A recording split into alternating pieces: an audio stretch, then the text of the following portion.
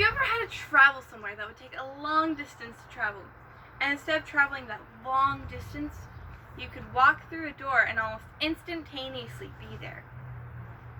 Many modern day shows adopt this theory of a wormhole, now, such as Farscape, Eureka, Interstellar, Thor, Sliders, Steven Universe, Star Trek, and Stargate, and many more. You might be asking yourself, well, how did these shows come up with the idea of a wormhole? In order to answer that question, we have to go back to Einstein and look at some of his work. Now, Einstein believed that the universe was made up of space and time, and that space and time were woven together like a fabric. Later in his work, Einstein teamed up with a physicist by the name of Nathan Rosenberg. Now, Einstein and Nathan used Einstein's general rule of relativity to mathematically predict the existence of wormholes, which they called bridges, later known as Rosenberg Bridge, now known as wormholes. We can categorize wormholes under two different categories: traversable wormholes and non-traversable wormholes. Now, non-traversable wormholes are wormholes that aren't necessarily safe to travel through.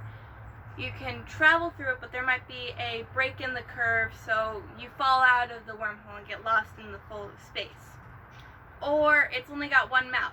Many scientists believe that black holes are just non-traversable wormholes because they take matter in and they don't let matter out. Other scientists believe that black holes are traversable wormholes, and it's just the other mouth of the wormhole is a light hole.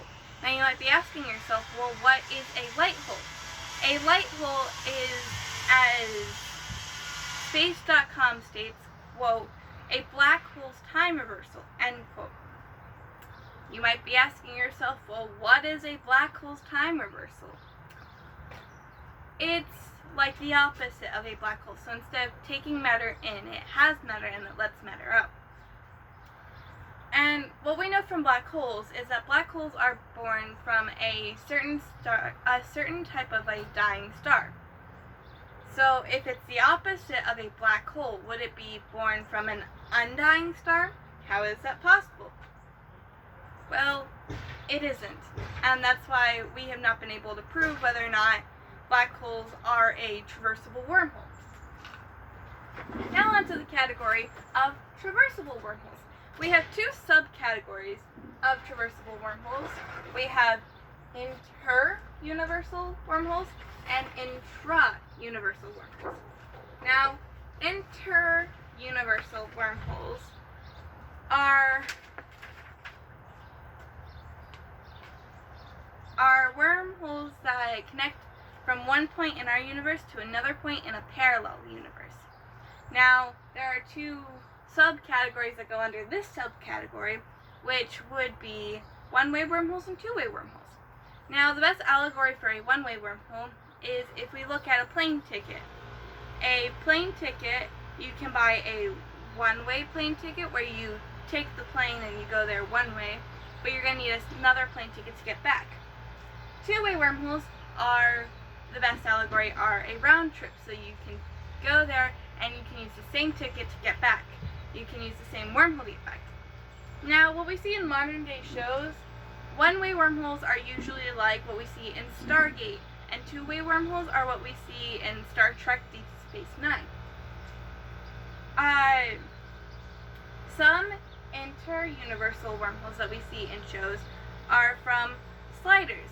Sliders, the main character travels from one parallel universe to another parallel universe, and keeps doing that through inter-universal wormholes. Now, intra-universal wormholes is one point in our galaxy to another point, or one point in our universe to another point in our universe. Could be in our galaxy, could be in another galaxy, it just has to be in our universe. Again, we have one-way and two-way wormholes. Now, intra-universal wormholes are the most common wormholes between shows. We have Steven Universe with the warp pad, where they just go and they go through a wormhole to get to another spot in their universe.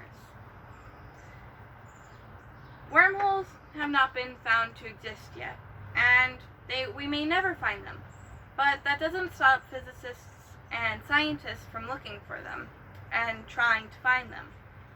Maybe one day you'll go out and you'll be the first person to find the first wormhole. Maybe. Thank you. This is Elizabeth Brennan with Wormhole Theory.